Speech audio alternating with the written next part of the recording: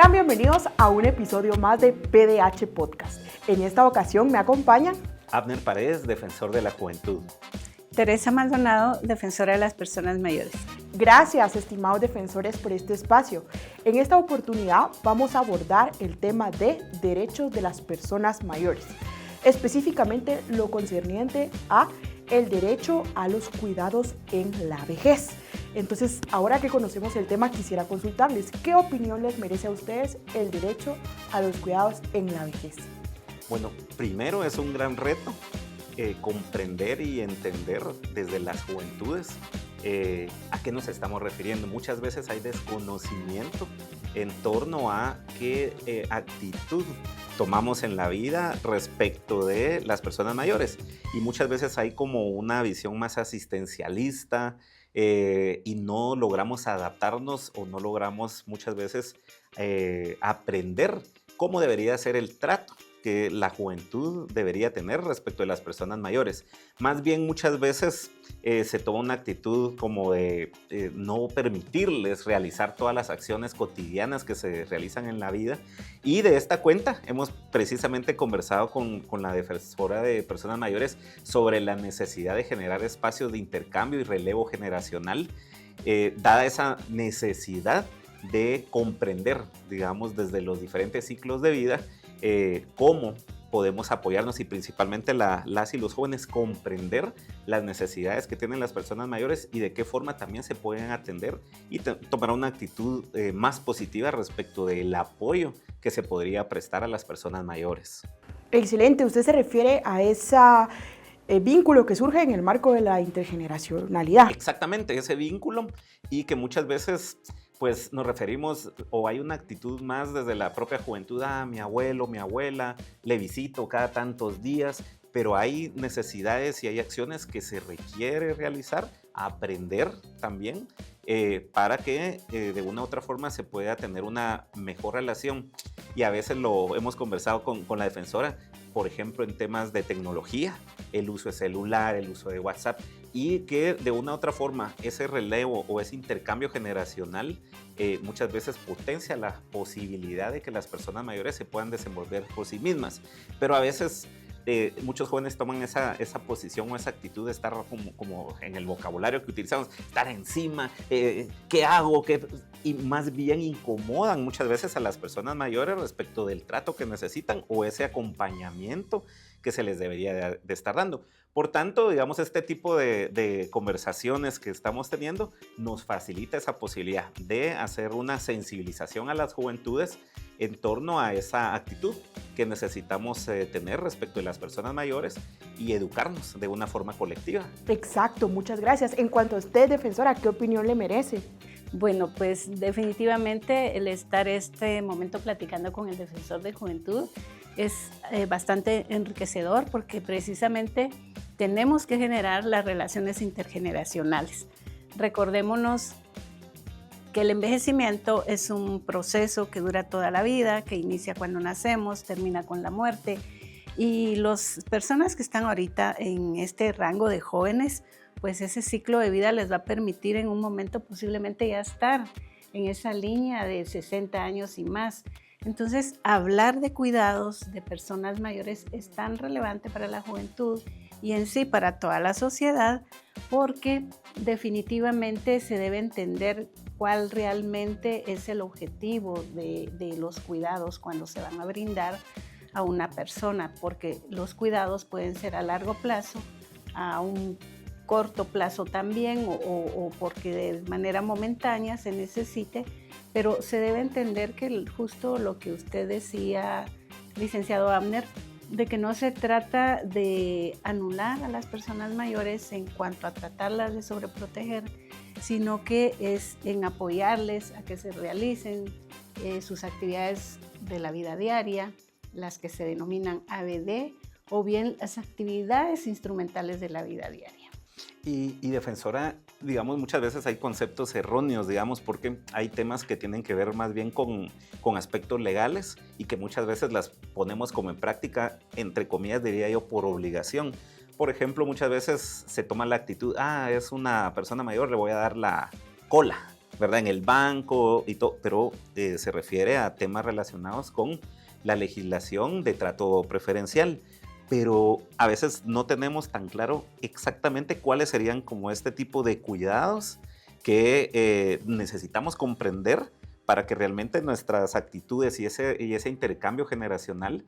sea el correcto para poder atender a las personas mayores. Exacto, precisamente, justo estaba pensando en una reflexión que nosotros llevamos a cabo desde la Defensoría de las Personas Mayores cuando se presentan los casos, y es poder ver a la persona mayor como sujeto de derecho, ¿verdad? Y reconocer su independencia y autonomía para la toma de todas las decisiones, ¿verdad? Entonces, si usted nos pudiera ampliar desde su expertise cómo usted observa ese fenómeno, ese trato preferencial que mencionaba muy bien el defensor.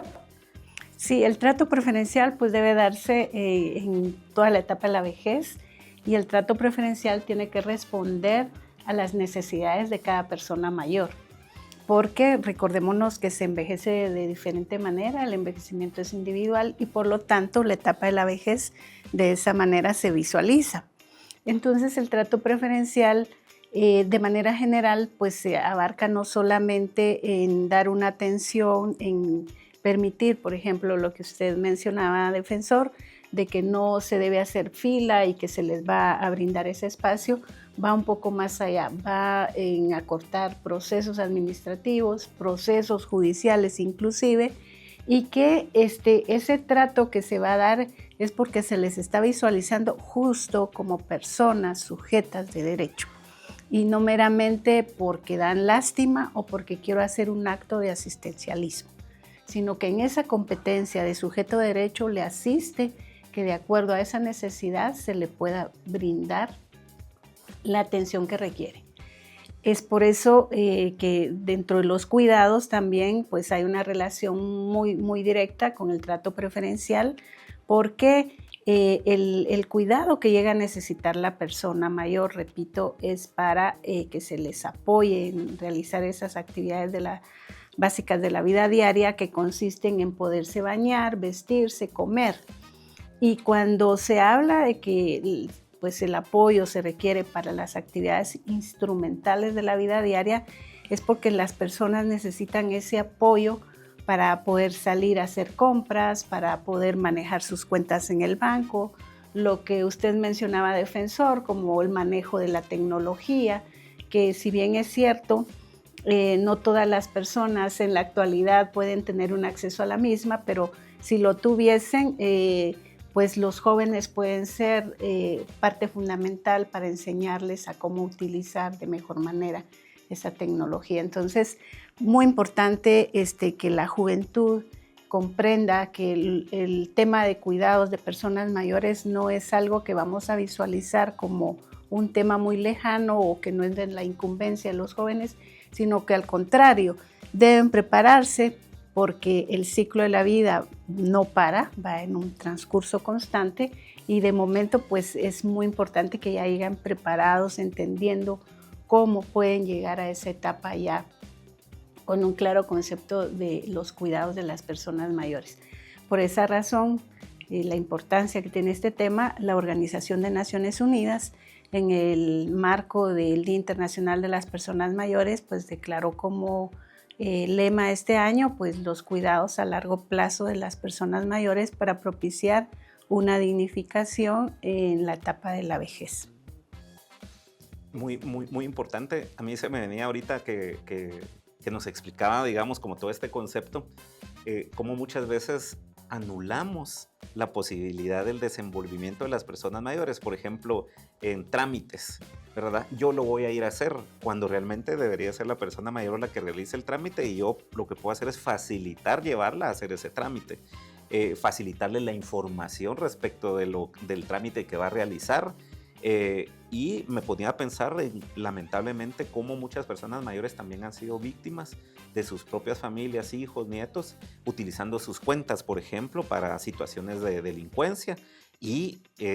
han sido ligadas a proceso, digamos. Entonces, ¿cómo es esa otra posibilidad de tomar de facilitar y no sustituir o no inmiscuirme, digamos, en esa cotidianidad de las personas mayores, porque muchas veces es desde ese enfoque más de lástima que muchas veces toman muchas personas y no de acompañar y facilitar el que se den este ejercicio pleno de derechos en todos los días. Ese es un magnífico ejemplo, el que usted, defensor, está ahorita planteando, en que es facilitar. Por ejemplo, dentro de ese contexto de familia, los jóvenes, si hay en su grupo familiar personas mayores, tienen que realizar esa práctica. Facilitar que puedan hacer sus trámites, facilitar que puedan manejar con propiedad de manera legal sus cuentas, y por supuesto también aquí está otro extremo, que las personas mayores pues también tienen que comprender y empoderarse en sus derechos para que en algún momento no vayan a ser sorprendidas y que sean mal utilizadas estas cuestiones de cuentas bancarias, monetarias o aspectos financieros. Excelente, gracias a ambos por sus intervenciones, y quisiera desde su expertise que ustedes nos compartan cómo debiese ser, tomando en cuenta los derechos de las personas mayores, el rol del cuidador. Si hay una persona que está observando este podcast, está escuchando y tiene una persona mayor que vive en casa, un familiar, ¿cómo debiese ser ese rol correctamente de cuidador de una persona mayor? En ese sentido de cómo debiese ser, creo que lo primero que hay que abordar es que los cuidados es una responsabilidad de Estado. Y entonces, en esta perspectiva, para empezar, debiese haber ya una legislación relacionada a los cuidados con personas mayores. Por otro lado, siendo una situación de Estado, toda la sociedad también debería estar involucrada en entender que estos cuidados que se van a dar no es suplir las acciones que pueda hacer la persona mayor, sino que al contrario, es relevar, sacar avante todas estas acciones que por esa fragilidad la persona no la puede desarrollar. O sea, recordémonos que la persona mayor ya aprendió a hacer ciertas cuestiones, de la diferencia de los niños, que el cuidador de un niño le enseña a hacer las cosas.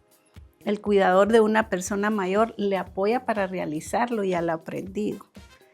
Entonces, esa es la diferencia en el enfoque que se debe tener de cómo debe ser, cuando usted me pregunta, esa proyección de cuidado.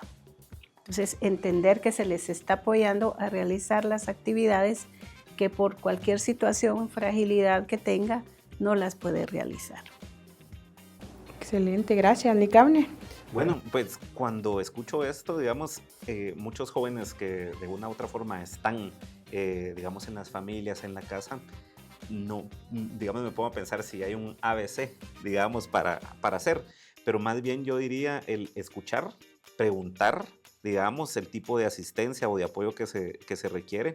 y en alguna medida cómo adaptar incluso la infraestructura que tenemos en el hogar, digamos. Porque yo me pongo a pensar muchas veces cómo se espera ese apoyo que podríamos dar como cuidadores de una persona mayor, y muchas veces es querer hacer todo. Digamos, ay, yo te hago esto, yo te hago desde ese enfoque más muchas veces de quiero ser correcto o educado, pero muchas veces facilitar el mover un mueble, facilitar el que sean accesibles determinados espacios de casa, digamos, o acompañar a determinados servicios que se deberían de estar prestando. Y muchas veces,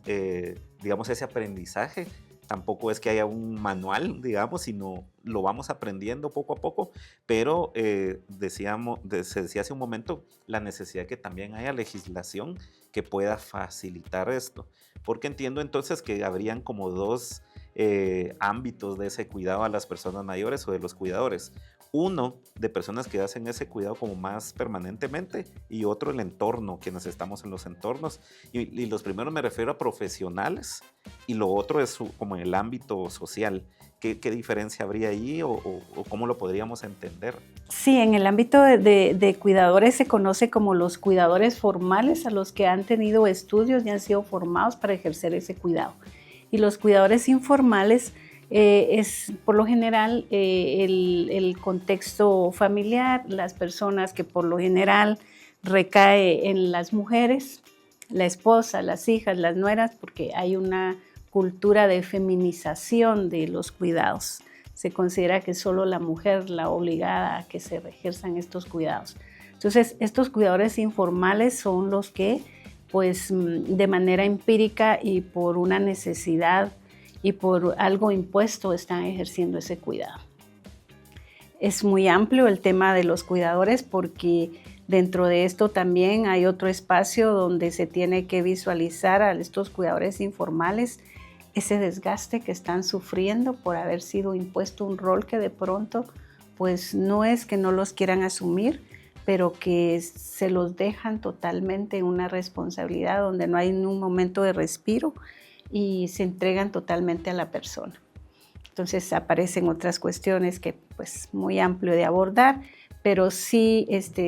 para como concretar lo que ustedes estaban abordando es cuidadores formales quienes han recibido estudios y los informales quienes de manera empírica y por necesidad empiezan a ejercerlos. Precisamente, yo agradezco a ambos por este compartir, realmente muy rico lo que hemos conversado, muy rico para la audiencia, saber todo lo que ustedes tenían para transmitirnos hoy.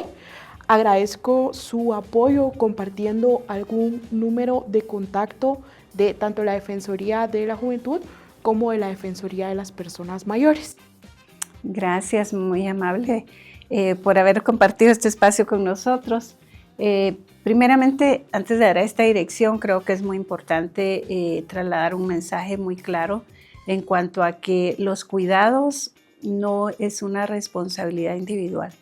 es responsabilidad, como dije hace un momento, del Estado y por lo tanto debe existir política pública dirigida a este tema y por consiguiente una legislación que permita visualizar el perfil que debe tener un cuidador.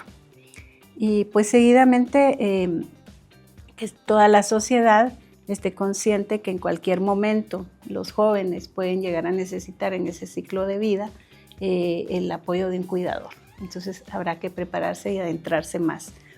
Y en cuanto a lo que usted me indica de la dirección, pues está el número 1555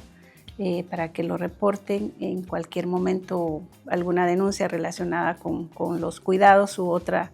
del tema de los derechos de personas mayores, el cual funciona las 24 horas, los 365 días del año. Bueno, pues en esta oportunidad realmente es un aprendizaje colectivo, digamos, y es una oportunidad que se le presenta a las juventudes precisamente para tomar una actitud diferente respecto de cómo acompañar a las personas mayores desde un enfoque más integral relacionado al respeto a los derechos y no desde ese enfoque asistencialista que muchas veces se tiene, digamos, tomando en cuenta, digamos, de ese aprendizaje generacional que es tan importante en nuestro país. Y desde la Defensoría de la Juventud, pues tratamos también de facilitar esta posibilidad de intercambio, generando acciones de voluntariado muchas veces para esa posibilidad y también promoviendo las denuncias. Ya se mencionaba un número y es importante también mencionar que información respecto a la institución y los servicios que se prestan se pueden realizar al número 2424-1717, en donde se les puede atender, digamos, y orientar respecto de denuncia, respecto de los servicios que se prestan en la institución y sobre la ubicación de las diferentes auxiliaturas del Procurador de los Derechos Humanos a nivel nacional. Excelente, muchísimas gracias a ambos por este compartir y esperamos su sintonía en un próximo episodio de PDH Podcast.